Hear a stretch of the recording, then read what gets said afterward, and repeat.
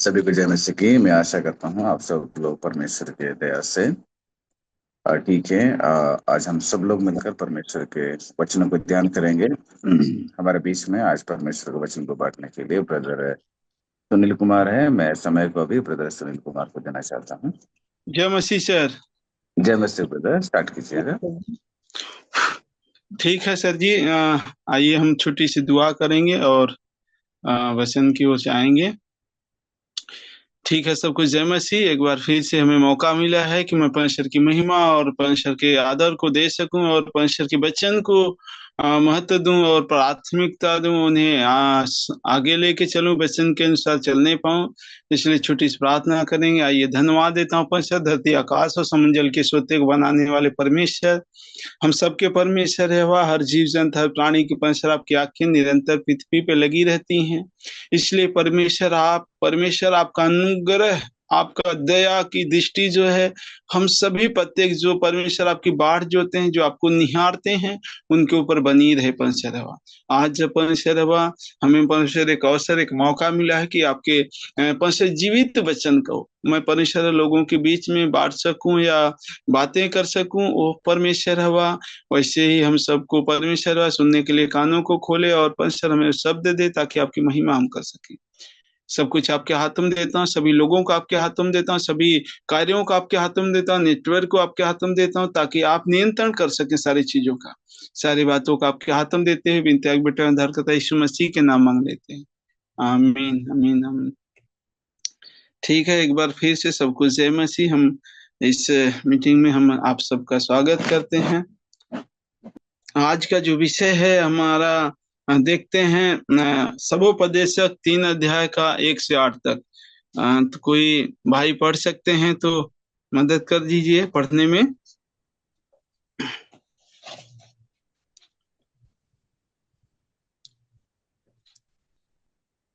ठीक है, आइए हम पढ़ते हैं।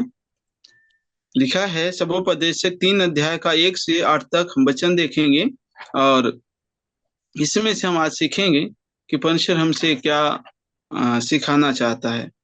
हर एक बात का एक अवसर और प्रत्येक काम का, और जो आकाश के नीचे होता है समय है। एक समय है, जन्म का समय और मरण का भी समय, और बोने का समय और बोए हुए को उखाड़ने का भी समय है। घात करने का समय और चंगा करने का भी समय है। ढा देने का समय और बनाने का भी समय है। रोने का समय और हंसने का भी समय है। छाती पीटने का समय और नाचने का भी समय है। पत्थर फेंकने का समय और पत्थर बटोरने का भी समय है। गले लगाने का समय और गले लगाने से रोकने का भी समय है। ढूंढने का समय और खो देने का भी समय। बचा रखने का समय और फेंक देने का भी समय है। फाड़ने का समय और सीने का भी समय। चुप रहने का समय और बोलने का भी एक समय है। प्रेम करने का समय और बैर करने का भी समय है। तो इस तरह से हम देखते हैं आज हमें परमेश्वर की इस वचन से जो समय के बारे में हमें दिखाता है, जो कि हर एक चीजों का, जो सूर्य के नीचे, आकाश के नीचे जितने भी काम हैं, परमेश्वर का वचन हमें सिखाता। सबोपदेशक जो अपनी पुस्तक में इसमें लिखता है, नीति वचन में सबोपदेशक में लिखते हैं सुलेमान राजा के द्वारा, कि मैंने देखा कि हर चीजों का वह समय हमें दिखा रहा है। हर एक चीजों का, कटनी का समय, बोने का समय, रोने का समय, हंसने का समय, और जो है को उखाड़ने का समय, और पत्थर फेंकने बटोरने का, गले लगाने का, रोने का, हंसने का, सारी चीजों का समय दिखा रहा है। तो इसमें हम समय को जो हमें दिखा रहा था, इससे जो संसार में आज भी इस समय जो देखा जाए तो अभी कटनी का समय है और सब लोग कटनी में लगे हुए हैं। लेकिन इससे पहले 4 महीने पहले को, आज बोने का समय नहीं लेकिन कटनी का समय है। और इससे पहले 4 महीने पहले जब गेहूं लोगों ने बोया था तो उस वक्त बोने का समय था। जिसे सुबह का समय, शाम का समय, दोपहर का समय, हर एक चीजों का एक समय दिखाया। और हमें दिखाया जाता है कि ये समय बहुत ही मूल्यवान है, बहुत ही जरूरी है, बहुत ही महत्वपूर्ण है जो समय है, और समय जो दिखाता है वो समय हमें उस समय के अनुसार हम क्या करते हैं। अगर इस समय हमें दिखाता है कि कटनी का समय, बोने का समय और हर एक चीजों का समय है, तो हमें जैसे आज देखा जाए तो हमें भी एक एक समय, एक मौका, एक अवसर मिला आज वचन बोने के लिए। तो एक समय दिया है हमें, हमें एक समय मिला है। तो इस समय के अनुसार हमें किस तरह से परमेश्वर की महिमा करना चाहिए। कटनी का जो समय है या बोने का जो समय है, प्रेम करने का समय है, गले लगाने का समय है, पत्थर फेंकने का समय, दुख का समय है, हर एक चीजों का एक समय जब दिखाते हैं। तो लेकिन हर इंसान के जीवन में परिस्थितियां अलग होती हैं, हर इंसान के जीवन में समय अलग होता है, उनके माहौल अलग होते हैं। उस अनुसार से अपने अपने समय के अनुसार, सबका समय एक नहीं होता। धूप का समय हो सकता है, छांव का समय हो सकता है, ठंडी का समय, गर्मी का समय, वो तो सबके लिए हो सकता है। लेकिन उसके बाद भी मनुष्य के जीवन में अपना जो समय है ना, उसका परिस्थिति के अनुसार, उसके समय के अनुसार उनका अलग समय है। समय सबका अलग अलग दिखाता है। इस तरह से हम देखते हैं आज जो हमें समय के बारे में देखते हैं, तो समय के बारे में कुछ एक देखते जाएंगे हम लोग कुछ वचन वचन के अनुसार कि उत्पत्ति उत्पत्ति में हम देखेंगे, उत्पत्ति 8 अध्याय 22 वचन। इसमें देखते हैं क्या लिखा है उत्पत्ति में 8 के 22 में कि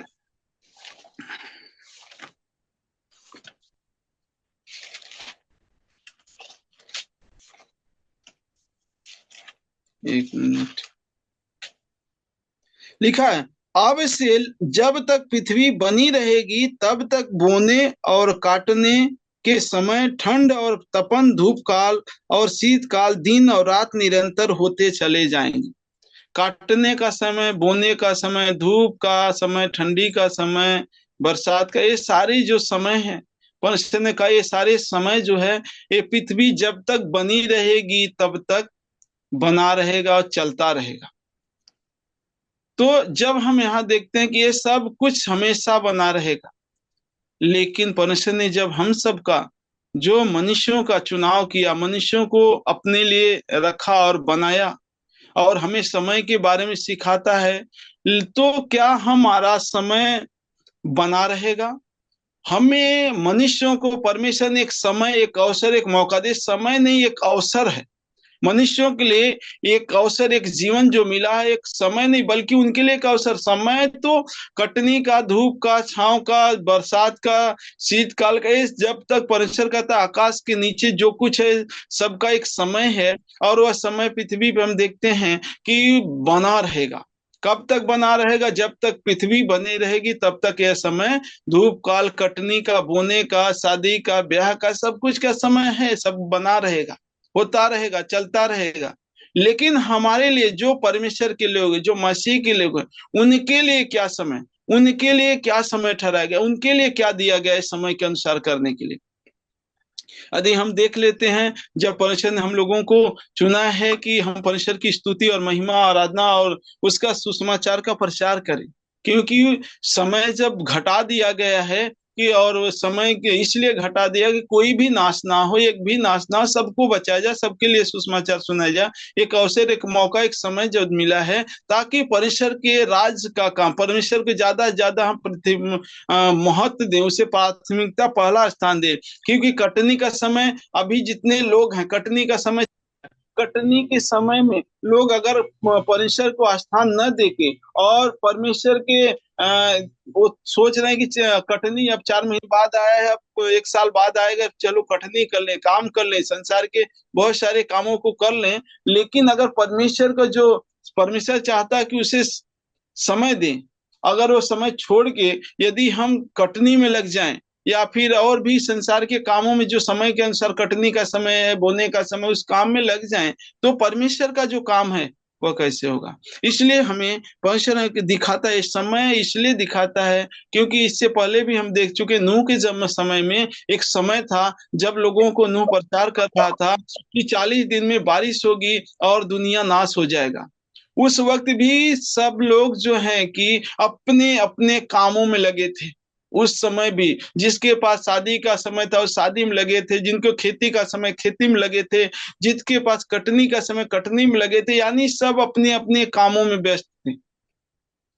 लेकिन प्रभु हमें दिखाता है कि हमें समय ऐसा मिला है कि हम परमेश्वर के राज्य के लिए, परमेश्वर के सुसमाचार के लिए कार्य करें, परमेश्वर के महिमा के लिए कार्य करने पाए। हमें जो अवसर है, समय जो दिया गया है, वो परमेश्वर के राज्य के विस्तार के लिए, परमेश्वर के कार्य के सहकर्मी बनने के लिए और परमेश्वर की महिमा के लिए। तो हमें समय नहीं गंवाना है कटनी के पीछे या संसार के पीछे और शरीर के कामों के पीछे, क्योंकि परमेश्वर हमसे इसीलिए चुना है ताकि हम उसके समय के अनुसार उसके काम करते जाएं। और ऐसे ही एक और कहानी हम देखते हैं, जैसे परमेश्वर ने मूसा के द्वारा जो लेके कनान देश जाना चाहता था, वो 40 दिन का रास्ता था।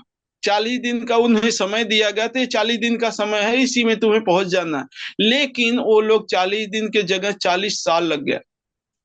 हम भी जब आत्मिक सफर में या मसीह सफर में या परमेश्वर के सुसमाचार के राज्य के कार्य में लगे हैं, तो क्या उन लोगों के जैसा बहुत सारे ऐसे ऐसे हैं, क्या हमारे जीवन में भी परमेश्वर के राज्य के लिए लापरवाही का काम हो रहा है? अगर ऐसा होता है तो 40 दिन का जो कार्य था वो 40 साल लग गया। और हम सबको भी समय के अनुसार चेतना हमें जागना चाहिए। समय क्यों दिखाता, हमें बार बार समय क्यों दिखाता है? समय का महत्व देने के लिए, क्योंकि एक समय मिला, एक अवसर, एक जीवन मिला है, यह बार बार मिलने वाला नहीं है। और इस समय के अनुसार हमें जो समय मिला उसी में काम पूरा करना है। उन्हें 40 दिन मिला था, नहीं कर पाए, 40 दिन में पहुंच नहीं पाए कनान देश में, 40 साल लग गया। और 40 साल में बहुत कुछ घटना घट गई जो नहीं घटनी चाहिए। इसीलिए हम सबको यह बार बार समय यहाँ पे सुलेमान महाराजा दिखाते हैं कि समय का महत्व बहुत है। आज भी बहुत सारे लोगों की शादी है, कटनी है, बहुत सारे लोगों का घर बनाना है, खेती का काम, सब काम है। लेकिन सबसे ज्यादा हमें परमेश्वर के वचन को और परमेश्वर को महत्व देना, उन्हें परमेश्वर को पहला स्थान देना है, उसके कार्य को पहला स्थान देना है। सब काम करना है लेकिन परमेश्वर के वचन को पहले महत्व देना है। और यही चीज देखें, 40 दिन में बारिश हुई, कोई बचाया नहीं गया, सिर्फ नूह के अनुसार, क्योंकि उसने समय को समझा, उसने समय को महत्व को समझा, परमेश्वर की आज्ञाओं को महत्व को समझा। क्योंकि ये कटनी का समय, बोने का समय, धूप का समय, ठंडी का, ये सब बना रहेगा पृथ्वी पे, सब दिन बना रहेगा। जब पृथ्वी जब तक रहेगी तब तक रहेगा, लेकिन हम नहीं बने रहेंगे पृथ्वी पे। हमें परमेश्वर ने एक समय, एक अवसर, एक मौका दिया, एक जीवन दिया, उसी में हमें सारे काम जितना हो सकता है ज्यादा से ज्यादा कर सके। इसलिए समय हमें दिया गया है कि इस समय में उस काम को कर लें जो परमेश्वर ने हमें सौंपा है, जो यीशु मसीह ने हमें दिया है। इसलिए हमें इस समय को, उस समय हम, इसलिए इस बाइबल जब हम पढ़ते हैं नूह के बारे में, उस कहानी को, और वो कनान देश में जाने हुए व्यक्ति को, उससे हमें सीखना चाहिए कि समय कितना महत्वपूर्ण है। उसके बाद योना की कहानी, अगर आप लोग योना की पुस्तक पढ़ते हैं, सब लोग जानते हैं, ज्यादा से ज्यादा योना की कहानी में देखते हैं, उन्हें 40 दिन का अवसर दिया गया। 40 दिन, 40 दिन की, 40 दिन में मन फिरा लो, और तुम्हें एक अवसर, एक समय, एक मौका दिया गया है, मन फिरा लो ताकि तुम नाश ना हो। लेकिन 40 दिन, वो 3 दिन, 3 दिन में उस समय को समझा, उस समय के महत्व को समझा कि यह 40 दिन हमारे देश, हमारे नगर, हमारे लोगों के लिए नाश होने का समय है, लेकिन बचाने का एक अवसर है, बचने का एक मौका है, एक अवसर है। और उसी घड़ी राजा को देखते हैं, राजा के लोगों को देखे, इतना तक पशु जितने थे वो सबको 3 दिन, 24 घंटे, 3 दिन लगातार वो लोग उपास, बिना दाना पानी के किए। परमेश्वर ने उन पे तरस कर बचा लिया। अवसर और समय, जो मौका है ना, ये मौका, ये समय जो दिया गया है, इसमें जो विपरीत दिशा है उससे बचने के लिए परमेश्वर के उपस्थिति में आना, घुटने टेकना, प्रार्थना करना, उपास करना। यह परमेश्वर चाहता है कि संसार में जितनी परिस्थितियां तुम्हारे खिलाफ है, उनसे तुम लड़ के जीत नहीं सकते, लेकिन तुम्हें एक मौका, एक समय, एक अवसर है कि तुम परमेश्वर की उपस्थिति में आओ, परमेश्वर की उपस्थिति में चलो, और परमेश्वर तुम्हें उन तमाम उपस्थिति, अपनी उपस्थिति में होकर तुम्हें बसाएगा। इसलिए परमेश्वर का, यीशु मसीह ने जब हम वचन पढ़ते हैं यूहन्ना 3:16 में कि परमेश्वर ने जगत से ऐसा प्रेम किया कि उसने अपने बेटे को दिया ताकि उससे जो विश्वास करे नाश ना हो। एक समय, एक मौका, एक अवसर अवसर मिलता है मनुष्यों को। वो उसमें परमेश्वर के उस जो समय को समझा। जब हम देखते हैं कि उस समय को समझा, जब डाकू यीशु मसीह के दोनों दाहिने बाएं थे, एक ने समझ लिया कि अब कोई समय नहीं, उसके पास दूसरा कोई समय ही नहीं मिलने वाला था। बस उसी 3 साढ़े 3 घंटे में उसे मन फिराना था, अनंत जीवन का भागी होना था, जिसके लिए यीशु मसीह अपना लहू बहाया, जिस उसके लिए भी अपना लहू बहाया, अपना जीवन उसके लिए। लेकिन वो समझ गया, उसी घड़ी उसने मन फिराया और परमेश्वर और यीशु मसीह ने उससे कहा, आज तो मेरे साथ स्वर्ग में होगा। क्योंकि उद्धार पाने के लिए एक अवसर, एक समय, एक मौका। और हमें तो एक जिम्मेदारी दे दिया है परमेश्वर ने। चेलों के ऊपर बहुत जिम्मेदारी, क्योंकि यीशु मसीह जब गए तो जिम्मेदारी दे के गए। क्योंकि जब यीशु मसीह थे, उससे पहले बहुत सारे लोगों ने सुसमाचार प्रचार करते गए। योना के समय हम देखते हैं, योना के प्रचार के द्वारा पूरा नगर 1,20,000 बचाए, 1,20,000 के बचाए गए। एक समय था, एक मौका था, एक अवसर था बचने के लिए, और वो बचा लिए गए। और हम देखते हैं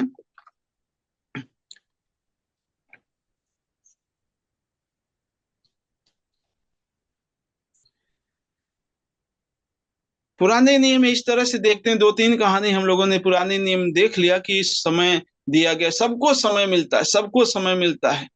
और अगर हम नए नियम में आ जाते हैं, दूसरा कुरिन्थियों 6:2 में, तो कुछ देख लेते हैं वचन को। दूसरा कुरिन्थियों 6:2 इसमें लिखा है, क्या तुम नहीं जानते कि पवित्र लोग जगत का न्याय करेंगे? इसलिए जब तुम्हें जगत का न्याय करना है, तो क्या तुम छोटे से छोटे झगड़ों को निपटा नहीं सकते? नहीं, सॉरी, दूसरा कुरिन्थियों, पहला कुरिन्थियों पढ़ रहे थे। लिखा है, क्योंकि वह तो कहता है, अपनी प्रसन्नता के समय मैंने तेरी सुन ली, और उद्धार के दिन में मैंने तेरी सहायता की। उद्धार का दिन, ये परमेश्वर जो समय दिखाता है, ये समय एक उद्धार का समय है।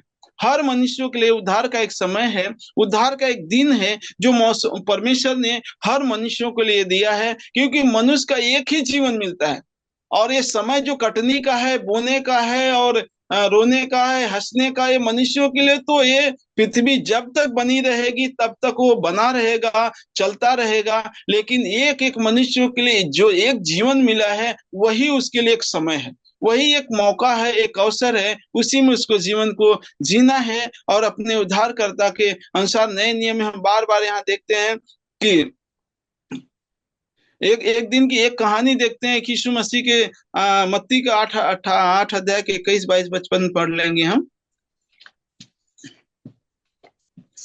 एक व्यक्ति को यीशु मसीह ने कहा कि यीशु मसीह ने कहा उससे कि ए प्रभु यीशु मसीह, हम अपने पिता को गाड़ लें, फिर आपके पीछे हो लेंगे। आप अपने पिता को गाड़ लें, उसके बाद पीछे हो लेंगे। वचन पढ़ लेंगे थोड़ा सा, जिसमें लिखा है, एक और चेले ने उससे कहा, हे प्रभु, मुझे पहले जाने दे कि मैं अपने पिता को गाड़ दूं। यीशु ने उससे कहा, तू मेरे पीछे हो ले और मुर्दों को मुर्दे गाड़ने दे, अपने मुर्दे गाड़ने दे। क्या एक उसके पास एक समय था जो उसका पिता मर गया, जबकि देखिए ध्यान से, इसमें वो चेला है, विश्वासी नहीं, यीशु मसीह का एक चेला है, जो यीशु मसीह से कहता है कि मुझे अपने पिता को गाड़ने दे। यीशु मसीह ने उस समय कहा, वह एक समय था उससे अपने पिता को गाड़ने का, अंतिम संस्कार करने का। लेकिन वह प्रभु यीशु मसीह कहते हैं, मुर्दों को मुर्दा अपने गाड़ने दे। इसमें दो चीजें क्या दिखाता है, शारीरिक संसारिक कामों में हम ना लग जाएं। और देखते हैं, जैसे ही देखते हैं कि यीशु मसीह देखता है कि इसका दिमाग जो है, चेला है मेरा, लेकिन इसका दिमाग संसारिक शारीरिक कामों में ज्यादा है। और इसलिए यीशु मसीह ने कहा, मुर्दों को मुर्दा गाड़ने। मुर्दा कौन है? या जो मसीह आध्यात्मिक जीवन जीने वाला नहीं है, जो यीशु मसीह के वचन के अनुसार जीने वाला नहीं है, वह चेला के यीशु मसीह कहते हैं, मुर्दों को मुर्दा गाड़ने दे, तो मेरे पीछे हो ले। वो समय था, क्योंकि उसका ध्यान ज्यादा। आज भी हम सब परमेश्वर के लोगों को परमेश्वर देखते हैं कि बहुत सारे लोग संसार के कामों में, शारीरिक के कामों में जितने ज्यादा ज्यादा लगे हैं, आज उन्हें भी यह परमेश्वर यीशु मसीह हमारे कहते हैं कि मुर्दों को मुर्दा गाड़ने दे, तू मेरे पीछे हो।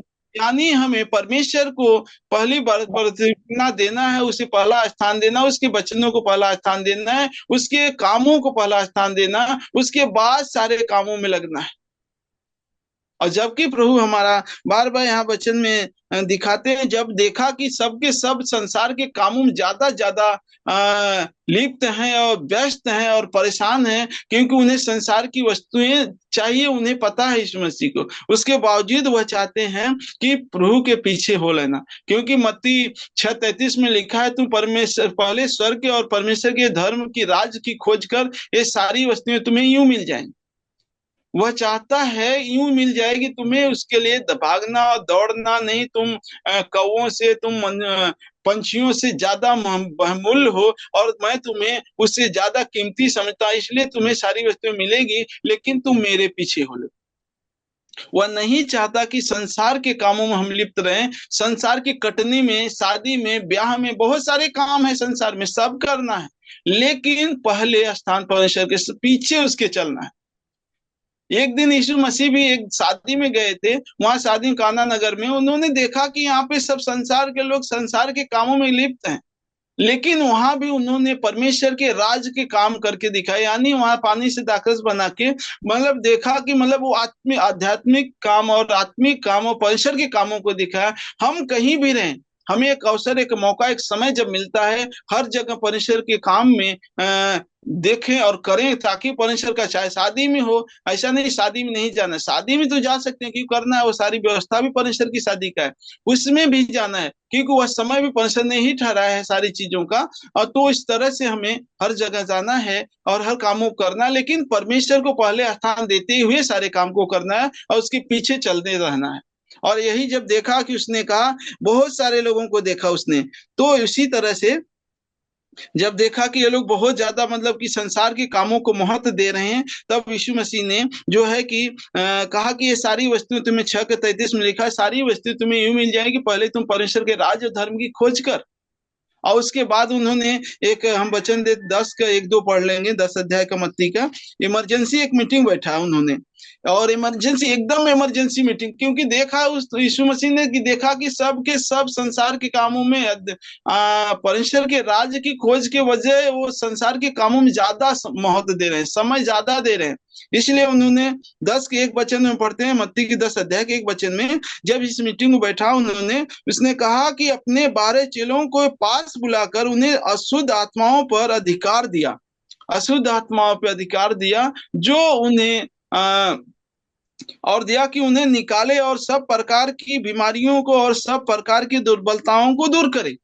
दुर्बलताओं को, जो दुर्बलताएं घेरी हैं, दुष्ट आत्माएं घेरी लोगों को, वो अधिकार दिया है। और जो है कि यीशु मसीह ने अधिकार दे के भेजा। और देख लेते हैं इस तरह से, जब हम परमेश्वर के वचन के अनुसार देखते हैं कि, और परमेश्वर कहता है 24 के 44 की, हर समय हमें तैयार रहना चाहिए। मत्ती 24 के 44 में हर समय तैयार रहना चाहिए, कि समय जो है वह हमारे लिए एक समय, एक अवसर मिला है इस पृथ्वी पे, उसमें हम हमेशा परमेश्वर की महिमा करते जाएं। हम कटनी और ये संसारिक अपने समय को ना गंवाएं, बल्कि परमेश्वर की महिमा और परमेश्वर के राज्य के लिए ज्यादा ज्यादा समय दें, और ज्यादा ज्यादा उस समय को महत्व दें, और परमेश्वर की महिमा करते जाएं। इसलिए हम परमेश्वर के राज और धर्म की खोज करते जाएं। और यहाँ पे लिखा है, परमेश्वर वह हम सबको सिखाता है।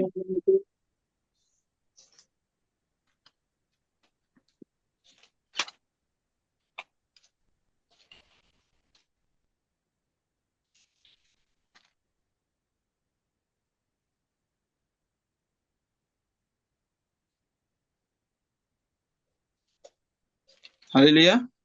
इस तरह से हम देखते हैं कि परमेश्वर हमें समय इसलिए बार बार समय के बारे में दिखाता है सुलेमान राजा, कि हम समय को महत्व दें। सिर्फ समय को इतना ही महत्व नहीं देना है, बल्कि परमेश्वर ने हमें एक अवसर मिला है, और धरती पे समय तो बना रहेगा, एक कटने का, बोने का, शादी का, ब्याह का, लेकिन जो हमें समय मिला है वह बहुत महत्वपूर्ण, क्योंकि हमारा जो समय है वह आध्यात्मिक समय, आत्मिक समय है, और स्वर्ग की ओर से मिला है, स्वर्ग की ओर से, परमेश्वर की ओर से मिला है, ताकि इसमें हम समय को गंवाने ना पाए, बल्कि समय को बहुत महत्वपूर्णता से लें और परमेश्वर की महिमा करते जाएं। आज हम एक और देख लेते हैं कि परमेश्वर ने हम सबको एक दास के बारे में यहाँ दिखाते हैं, कि आज का जो है कि कहानी रेनवेंस थॉमस गजेतान लैंगलैंड की है, जो 16 अप्रैल 1815 से और जो है कि 22 तक देखते हैं, अक्टूबर 1858 में उनका जो है कि जन्म होता है 15 में, 1815 में,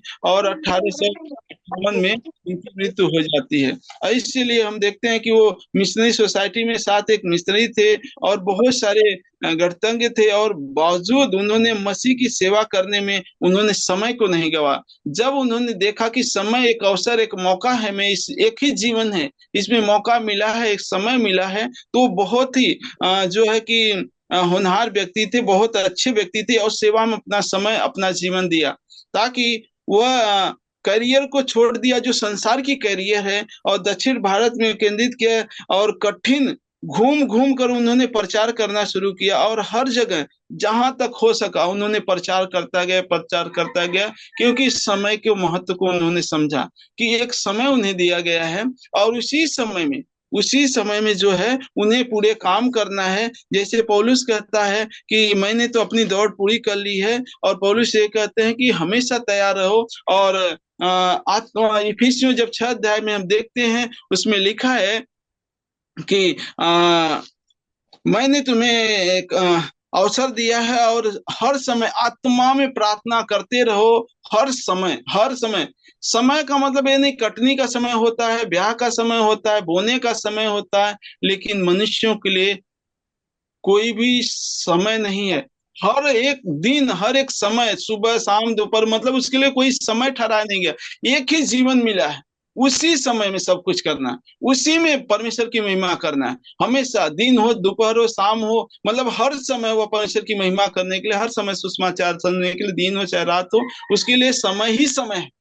लेकिन इतना समय नहीं कि कटनी का समय का इंतजार नहीं करना, क्योंकि प्रभु यीशु मसीह ने कहा है फसल तो तैयार है, और काटने वाले के मजदूर के लिए प्रार्थना करो, ताकि फसल परमेश्वर के राज में तैयार हो सके और आ सके। इसलिए परमेश्वर के लिए हमें, वो कटनी के लिए, मजदूरों के लिए हमेशा प्रार्थना करते जाना है, ताकि परमेश्वर की महिमा हो, और सब लोग परमेश्वर के राज में आने पाए, और कोई भी नाश ना हो। इस तरह से परमेश्वर की इच्छा है कि कोई भी नाश ना होने पाए। इसलिए हम सबको एक अवसर, एक समय, एक मौका दिया गया है कि हम उसकी महिमा करने पाए।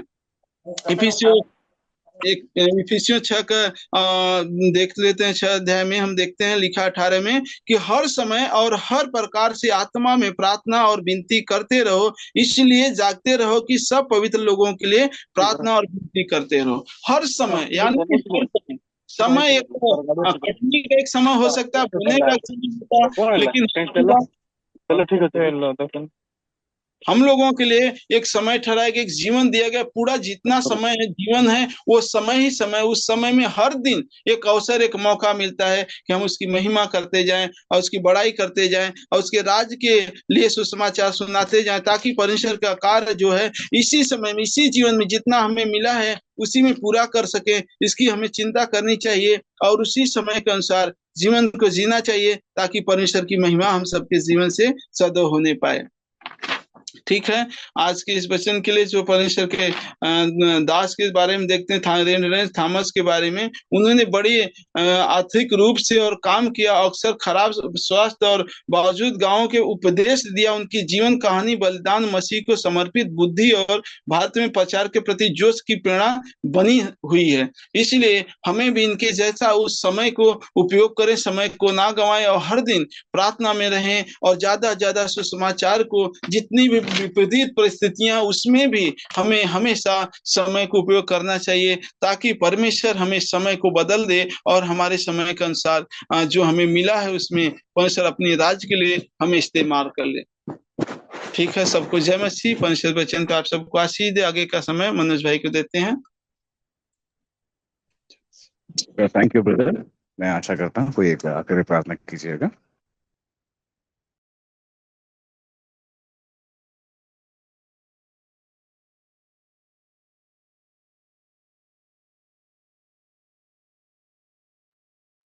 प्रार्थना करेंगे। स्वर्ग में विराजमान पिता, आपके पवित्र चरणों में सिर झुकाकर धन्यवाद देते हैं जो आपने हम लोगों को रात भर में सम्मान पर रखा, एक नया दिन दिखाया। आपके पवित्र आत्मा अंदर जो वचन हम लोगों ने सुना पिता, आपके पवित्र नाम की महान के लिए इस पे चलने के लिए सहायता मदद कीजिए।